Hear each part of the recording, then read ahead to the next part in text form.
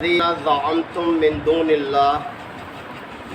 اللہ لا یملکون مثقال ذرۃ فی السماوات ولا فی الارض وما لهم فیہما من شرک وما له منهم من ظہیر ولا تنفع الشفاعۃ عنده الا لمن اذن له حتی اذا فزع عن قلوبهم قالوا ماذا قال ربکم قالوا الحق وهو العلی الکبیر قل من یرزقکم من السماوات والارض قل اللہ وإنا او ایاکم لعلی ھدی او فی ضلال مبین قل لا تسألون عما اجرمنا ولا نسأل عما تعملون قل یجمع بیننا ربنا ثم یفتح بیننا بالحق وهو الفتاح العلیم قل ارونی الذین الحقتم به شرکاء کلا بل هو اللہ العزیز الحکیم صدق اللہ مولانا العظیم۔ سورہ سبا کے یہ تیسرے رکوع کی ابتدائی آیات ہیں۔ توحید اس کائنات کی سب سے بڑی حقیقت اور سچائی ہے، جبکہ شرک ایک انتہائی بیہودہ اور لغو بات ہے اور اس سے بڑا جھوٹ کوئی نہیں ہے۔ یہ آیات، یہ سورہ مبارکہ نبی پاک صلی اللہ علیہ وسلم کے مکی دور سے تعلق رکھتی ہے، اور آپ جانتے ہیں کہ مکہ میں لوگوں نے کس طرح سے شرک کو اپنایا ہوا تھا کہ خانہ کعبہ میں انہوں نے کتنے بت رکھے ہوئے تھے جن کی وہ سیوا کرتے تھے، ان کے آگے نظر و نیاز چڑھاتے تھے، ان سے امیدیں وابستہ رکھتے تھے، اور یہ عقیدہ رکھتے تھے کہ یہ ہماری قسمتوں کے بنانے اور بگاڑنے میں اختیار رکھتے ہیں۔ جبکہ پچھلی آیات میں اللہ تعالیٰ نے حضرت داؤد علیہ السلام، حضرت سلیمان علیہ السلام اور قوم سبا کے حوالے سے یہ بات واضح کی کہ اللہ ہی دیکھے قوموں کی اور سلطنتوں کی قسمتیں بگاڑنے اور بنانے کا اختیار رکھتا ہے، کسی اور کو کوئی اختیار حاصل نہیں ہے۔ تو ان آیات میں جو میں نے آپ کے سامنے تلاوت کی ہیں، اللہ تعالیٰ نے توحید ہی کو اجاگر کیا ہے اور شرک کی حقیقت کو بھی واضح کیا ہے۔ تو انسانوں کو چاہیے کہ وہ حقیقت کو اپنائیں۔ یہ کائنات خود اس بات کی گواہی دے رہی ہے کہ یہ کائنات نہ تو بغیر الہ کے ہے اور نہ ہی ایک سے زیادہ الہ ہیں اس کائنات کے۔ اگر اللہ کے علاوہ کوئی اور معبود ہوتے تو یہ کائنات چل نہیں سکتی تھی، جیسے کہ رب کائنات نے خود دعویٰ کیا ہے کہ لو کان فیہما آلہۃ الا اللہ لفسدتا، اگر آسمانوں اور زمین میں اللہ کے علاوہ کوئی اور الہ ہوتے تو اس میں ایک فساد برپا ہو جاتا ہے۔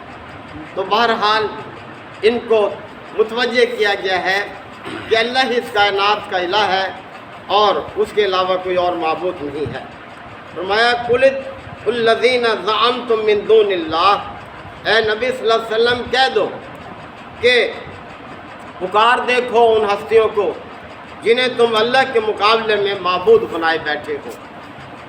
لا یملکون مثقال ذرۃ فی السماوات، نہ تو آسمانوں میں ذرہ برابر ان کی کوئی ملکیت ہے، ان کو کوئی اختیار حاصل ہے، ولا فی الارض، اور نہ ہی زمین میں اللہ کے مقابلے میں ان کو کوئی اختیار حاصل ہے، کوئی وہ ملکیت نہیں رکھتے۔ وما لہم فیہما من شرک، اور نہ ہی ان میں ان کا کوئی حصہ ہے، یعنی کوئی ملکیت نہیں ہے آسمان و زمین میں اللہ کے علاوہ کسی کو حاصل۔ وما لہ منہم من ظہیر، اور نہ ہی اللہ کا کوئی مددگار ہے اس سلسلے میں، یعنی اللہ ہی کائنات کا یکتا خالق ہے، مالک ہے، فرما روا ہے۔ اور جب وہی ان حیثیتوں میں ہے تو پھر الا لہ الخلق والامر، خبردار مخلوق اسی کی ہے، لہذا حکم بھی اسی کا ہوگا، یعنی اسی کے حکم کو ماننا چاہیے لوگوں کو، اسی کے حکم پر عمل کرنا چاہیے۔ ولا تنفع الشفاعۃ عندہ، اور کوئی اس کے ہاں سفارش کرنے کا بھی اختیار نہیں رکھتا، الا لمن اذن لہ، سوائے اس کے جس کو وہ اجازت دے۔ یعنی اللہ کے ہاں جب اس کا دربار لگے گا تو کوئی اس کے ہاں اپنی مرضی سے سفارش نہیں کر سکے گا، ہاں جسے اللہ اجازت دے گا وہ سفارش کرے گا، اور جس کے حق میں اللہ سفارش سننا قبول کرے گا اسی کے حق میں وہ سفارش کر سکے گا۔ تمہارے یہ نظریے غلط ہیں کہ اگر کوئی آخرت قائم ہوئی بھی صحیح تو ہمارے یہ معبود ہمیں سزا سے بچا لیں گے، ہماری سفارش کر دیں گے، ایسا قطعی نہیں ہے۔ اور پھر فرمایا کہ حتیٰ اذا فزع عن قلوبہم، یہاں تک کہ جب ان کی دلوں کی گھبراہٹ کم ہوگی، یعنی جب اللہ تعالیٰ دوبارہ پیدا کرے گا تو ہر شخص گھبراہٹ کے عالم میں ہوگا، اور خاص کر مشرکین کہ یہ تو وہی ہو گیا جس کے بارے میں پیغمبر کہا کرتے تھے اور ہم جھٹلایا کرتے تھے کہ دوبارہ پیدا نہیں ہونا، تو ہر ایک گھبراہٹ کے عالم میں ہوگا۔ اور جب اللہ تعالیٰ کا دربار لگے گا تو پھر فرمایا جا رہا ہے قالوا ماذا قال ربکم، تو پھر لوگ کہیں گے کہ تمہارے رب نے کیا جواب دیا۔ یعنی جنہیں اللہ تعالیٰ سفارش کی اجازت دے گا تو وہ لوگ جو منتظر ہوں گے وہ پوچھیں گے ان سے کہ بتاؤ تمہارے رب نے کیا یہ بات مان لی ہمارے حق میں سفارش کرنے کی؟ قالوا الحق، تو وہ کہیں گے کہ حق فرمایا اللہ تعالیٰ نے، اللہ نے جو فرمایا حق فرمایا۔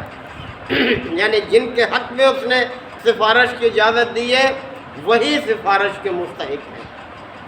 وَهُوَ الْعَلِيُّ الْكَبِيرُ، اور اللہ ہی بالا اور برتر ہے، دنیا میں بھی اور آخرت میں بھی، یعنی اس کائنات میں اس کے مقام اور مرتبے کو کوئی نہیں پا سکتا۔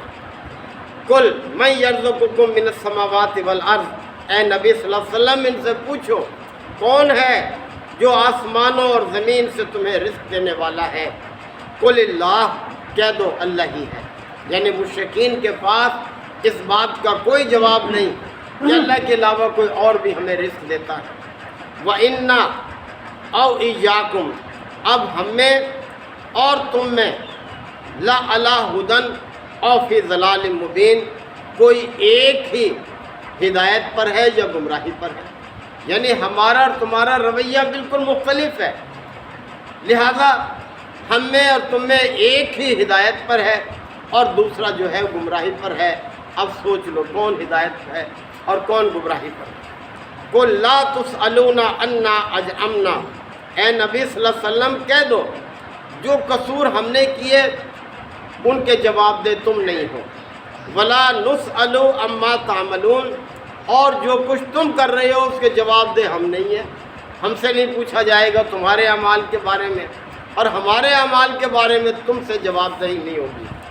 قُلْ يَجْمَعُ بَيْنَنَا رَبُّنَا، اے نبی صلی اللہ علیہ وسلم فرما دیجئے ہمارا رب ہمیں جمع کرے گا، ثُمَّ يَفْتَحُ بَيْنَنَا بِالْحَقِّ، اور پھر ہمارے درمیان حق کے ساتھ فیصلہ کر دے گا، برحق فیصلہ کرے گا، سچا فیصلہ کرے گا۔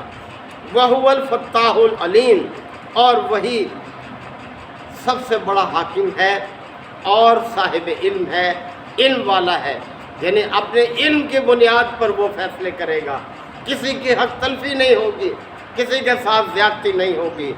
قل، اور اے نبی صلی اللہ علیہ وسلم کہہ دو ان مشرکین سے ارونی الذین الحقتم بہ شرکا، ذرا مجھے دکھاؤ تو صحیح وہ ہستیاں جنہیں تم نے اللہ کے ساتھ شریک ٹھہرا رکھا ہے، ذرا مجھے دکھاؤ کیا کیا ہے انہوں نے۔ کلا، ہرگز نہیں، یعنی کوئی اس کا شریک ہے ہی نہیں، کیا دکھائیں گے یہ، اور کسی کا کوئی کردار نہیں ہے۔ بل هو اللہ العزیز الحکیم، بلکہ وہی اللہ عزیز ہے اور حکیم ہے، سب پر غالب ہے، صاحب حکمت ہے۔ تو بار بار یہ چیز واضح کی اللہ تعالیٰ نے، توحید کو واضح کیا ہے، اور تمام انبیاء کرام کی دعوت کا نقطۂ آغاز ہی یہ ہے کہ لا الہ الا اللہ، اللہ کے علاوہ کوئی معبود نہیں، کوئی الہ نہیں، لہذا اسی کی بندگی اور اسی کی اطاعت لوگوں پر لازم ہے، فرض ہے۔ اللہ تعالی ہم سب کو آیات کو سمجھنے کی، عمل کی توفیق عطا فرمائے۔ وآخر دعوانا الحمدللہ رب العالمین والصلاة والسلام علی رسول الامین۔ ربنا آتنا فی الدنیا حسنہ وفی الآخرۃ حسنہ وقنا عذاب النار وادخلنا الجنۃ مع الابرار یا عزیز یا غفار یا رب العالمین۔ اللہم انک عفو کریم تحب العفو فاعف عنا۔ اللہم من احییتہ منا فاحیہ علی الاسلام ومن توفیتہ منا فتوفہ علی الایمان۔ یا شافی الامراض اشف مرضانا ومرضى المسلمین۔ یا قاضی الحاجات اقض حاجاتنا وحاجات المسلمین۔ اللہم انصر الاسلام والمسلمین۔ ربنا تقبل منا انک انت السمیع العلیم وتب علینا انک انت التواب الرحیم۔ صلی اللہ تعالی علی خیر خلقہ محمد وآلہ وصحبہ اجمعین۔